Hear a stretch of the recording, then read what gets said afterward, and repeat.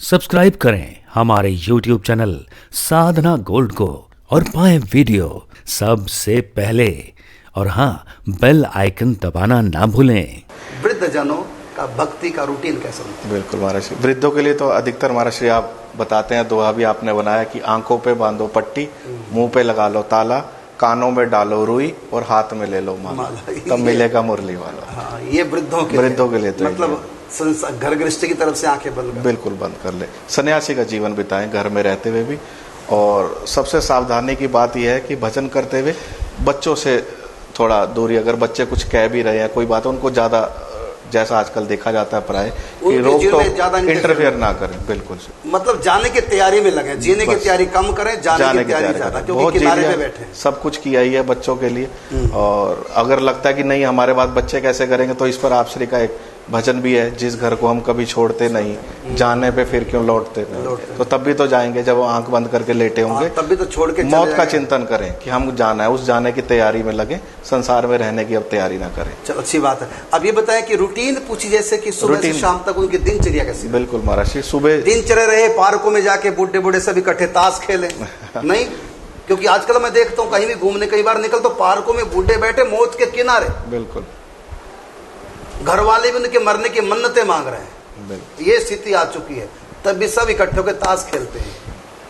यही करना चाहिए? नहीं महाराज जी, सबसे जल्दी, क्योंकि बुजुर्ग जल्दी उठ जाते हैं। सबसे पहले तो देखो, बुरा नहीं बुजुर्ग मानना, आप जो कर रहे हैं ताश खेलता आप समय करने के लिए, ये कोई बात वो नहीं है, मैं कोई मजाक नहीं कर रहा हूँ, क्योंकि आप लोग एकांत हो जाते हो, बच्चे आपकी तरफ आते नहीं हो, अपने बच्चों में मस्त हैं और आपको अकेलापन महसूस होता है, तो टाइम पास करने के लिए ताश खेलते हैं, क्योंकि फिर खाली रहोगे, खाली मन शैतान का घर, और इससे अच्छा बाहर जाके ताश से खेल लो। लेकिन ये संसारी लोगों की बात है, संसारी जो लोग हैं जिनको भगवान नहीं चाहिए, जिनको भक्ति नहीं करनी हो, अवश्य ताश खेलें, जिससे कि खाली न रहें और अपने काम में लगे रहे। लेकिन सच बात है, क्योंकि आपने प्रश्न पूछा है और हम तो अध्यात्म उत्तर देंगे, संसारी उत्तर तो देंगे नहीं, तो यदि आप अध्यात्म उत्तर चाहेंगे तो ताश खेलना बिल्कुल बंद कर दो। कहा कि श्वास श्वास हरि नाम जब, वृथा श्वास मत खोए, न जाने इस श्वास का फिर आवन होए ना होए।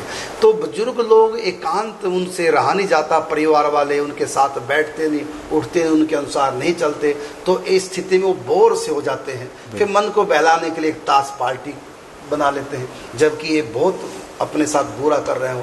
लेकिन अब वो अकेले हैं, घर वालों से ज़्यादा बनती नहीं, घर वालों को उनकी जरूरत भी नहीं, और फ़ोन तक नहीं कोई करता। अब तो पहले फ़ोन से फुर्सत नहीं थी, अब टमाटर जैसे गाल हो गए, करेले जैसे, छुआरे जैसे, तो अब कोई पूछता नहीं। ऐसी स्थिति में बोर भी हो जाते हैं, अकेला एकांत बड़ा करता है, तो फिर वो ताश पार्टी बना के खेलते हैं। लेकिन आप बताएंगे वो करें क्या? पार्टी, अगर ताश ना खेले तो क्या करें? नहीं, पार्टी अवश्य कैसे बताएं? पार्टी अवश्य बनाए, लेकिन सत्संग पार्टी बनाए। हाँ, सब लोग मिले बैठे, और भी जो बुजुर्ग हैं आस पड़ोस के बल के, सबसे पहले तो प्रथम उठ करके जल्दी कुछ अपने शरीर को संभालने के लिए आसन प्राणायाम करें, थोड़ी देर भगवान की भक्ति बाद में पहले आसन प्राणायाम करें, आसन प्राणायाम सब करें, बिल्कुल। और उसके बाद अगल बगल और भी जैसे बुजुर्ग हैं, सबको मिल करके एक अपना पार्टी कह लीजिए या अपना ग्रुप कह लीजिए या कुछ भी कमेटी बना लें, थोड़े थोड़े पैसे सब इकट्ठे करें, और कई तीर्थ यात्रा पे जाए, और नहीं तो सत्संग सुने, जैसे भी। ये करुणदास को बुला लें। हाँ, एक हफ्ता मैं लगाया हूँ उनके बीच में। मुझको तो बुजुर्ग बहुत अच्छे लगते हैं, बिल्कुल, क्योंकि इनका बहुत कम समय रह गया और संसार के सारे कर्तव्य पूरे हो चुके हैं। यदि उनको हमारा संग मिल जाए, सचमुच में ताश की जगह खास हाथ में आ जाएगा। एक ग्रंथ है हमारे से, ग्रंथ लगा लें आपस में। हाँ, कभी कोई पढ़े, कोई सुनाए, एक पढ़े एक समझाए। हमारे हैं दिल्ली से, सुनियावाली से सुनील जी, तो सब बुजुर्गों ने कमेटी बना रखी है। बिल्कुल, पार्क में बैठ जाते हैं, सब सत्संग करते हैं, सुनते हैं, अपनी बात रखते हैं। कभी कथा लगा लेते हैं, कभी आपकी कथा लगा लेते हैं, कभी कोई समझाने, कभी सेवा सुख पत्रिका लेके चले जाते हैं हमारे सुनील जी, वो फिर पढ़ते हैं। बिल्कुल, फिर अर्थ समझाते हैं। हाँ, फिर अर्थ भी समझाते हैं, समझते हैं, समझाते हैं। तो ऐसा करें आपस में, ऐसे सब। और फिर नाम जप का नियम लें, अधिक से अधिक 64 माला, 16 माला, 32 माला जितनी।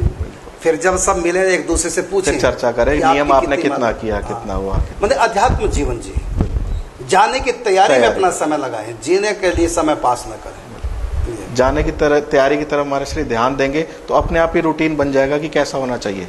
जब ध्यान उस तरफ होगा कि हमको जाना है तो अपने आप ही रूटीन सेट होता चला तो गया, ये आपने कहा करें, ये कि ना सुबह करें। वो आसन करें, प्राणायाम करें, बिल्कुल। और अपना गुरु मंत्र, अगर गुरु बना रखा सुबह पूजा पाठ बैठे गुरु मंत्र करें, बिल्कुल। और उसके बाद फिर पार्क में जैसे मिलकर स्वाध्याय करें, बैठ के 10 मिनट 15 मिनट कीर्तन करें प्रभु के नाम का, आपस में बोधियंतम परस्परम, एक दूसरे से भगवत चर्चा करें या पढ़कर सुनाएं, सुनाए नहीं तो कथा लगा ले और मोबाइल पर लगा ले, ऐसे भी या करते टीवी पर कथा देखते हैं। रहें, बिल्कुल, जिससे कि संसार में मन न भटके। बस अधिक से अधिक इधर भक्ति की तरफ ही ध्यान दें। और मैं कहना चाहूंगा बुजुर्गों को कि बिल्कुल भी आप अपने अंदर तमोगुण मत लाओ, क्योंकि वृद्धावस्था में जब कोई ज्यादा पूछता नहीं तो एक होता है कि जिस परिवार के लिए मैंने इतना जीवन लगाया, 50-100 साल कमाया, बिल्डिंगें खड़ी की, बच्चों के लिए क्या नहीं मैंने किया, अब बच्चे मुझको इग्नोर कर रहे हैं। तो आप ये सोच करके दुखी मत हो, और ये ना सोचो कि मेरा घर है और मेरी यहाँ चलनी चाहिए, ऐसा सोच करके आप अपने अंदर तमोगुण को बढ़ावा दे रहे हैं, ऐसा ना सोचो। अब बच्चों के बच्चे भी तो आपके किसी गैर के थोड़ी हैं, आपने बच्चों के लिए क्या अच्छा किया, बच्चे अपने ढंग से जीवन जिए। और मैं कहना चाहूंगा यदि वृद्ध आंखों पे पट्टी और मुख पे ताला लगा ले तो बड़ी इज्जत के साथ उसी घर में रह सकता है, उसको रोटी भी बढ़िया मिलेगी इज्जत के साथ। लेकिन बुजुर्गों की एक आदत होती है, कोई इंटरफेयर बहुत करने लग जाता है, बोलने बहुत लग जाते हैं, बात बात में जो है इंटरफेयर करते हैं। तो आजकल के बच्चे हैं नहीं सुनते, तो उल्टा फिर पिता से दादा से कटने लग जाते हैं, अलग रहने लग जाते हैं, फिर वो खींचते हैं कि संपत्ति मेरी, कमाई मेरी, और मैं ही अपने घर में बेगाना हो गया, फैक्ट्री मेरी, 50 साल मैंने संभाला, अब बच्चा मेरे से पूछता तक नहीं फैक्ट्री में कहाँ क्या करना। तो ये बातें बेकार की हैं, ये जीने के लिए अब आपको कुछ नहीं, जाने की तैयारी करनी है। अच्छा है बच्चे नहीं पूछते, अपने काम में लगे रहें, बस आप तो आंखों में बांधो पट्टी, मुंह पे लगा लो ताला, कानों में डालो रुई, हाथ में ले लो माला, भजन करो। और बुजुर्गों की, क्योंकि हम उम्र के लोग हों तो अच्छा समय पास होता है, तो बुजुर्गों की एक मीटिंग बना ले और थोड़ा थोड़ा पैसा जोड़ते रहे सब लोग, और फिर कोई ना कोई किसी महापुरुष को बुला करके अपने पार्क में ही, या पंडित जी को, ब्राह्मण को कभी कभी बुला लिया, और डेली आप रूटीन में अपना कीर्तन करें, पार्क में बैठ करके नाम जप करें, और थोड़ा बहुत ताश भी खेल लो। ऐसा नहीं कि बिल्कुल नहीं, थोड़ा बहुत ताश खेलो, थोड़ा मनोरंजन, थोड़ा दिमाग फ्रेश। लेकिन जो है हो सकता है ताश में भी आप टेंशन में आ जाएं, मेरा बादशाह फंस गया, मेरा इक्का चला गया, मेरी बेगम मर गई, तो वहाँ भी टेंशन में आ जाओगे। तो फिर भी आपका है तो कोई बात नहीं, थोड़ा बहुत खेल लिया, लेकिन ज़्यादा समय नहीं, हम मौत के किनारे बैठे हैं, हम आगे की तैयारी करें। बहुत जी लिया, खट्टे मीठे बहुत अनुभव कर लिए, अब जाने की भी तैयारी करें, क्योंकि जब जाना है तो जाने से पहले जाने की तैयारी करनी चाहिए, जिससे हमारा जाना सार्थक हो जाए और हम प्रभु के चरणों में ही जाएं, कहीं और ना चले जाएं।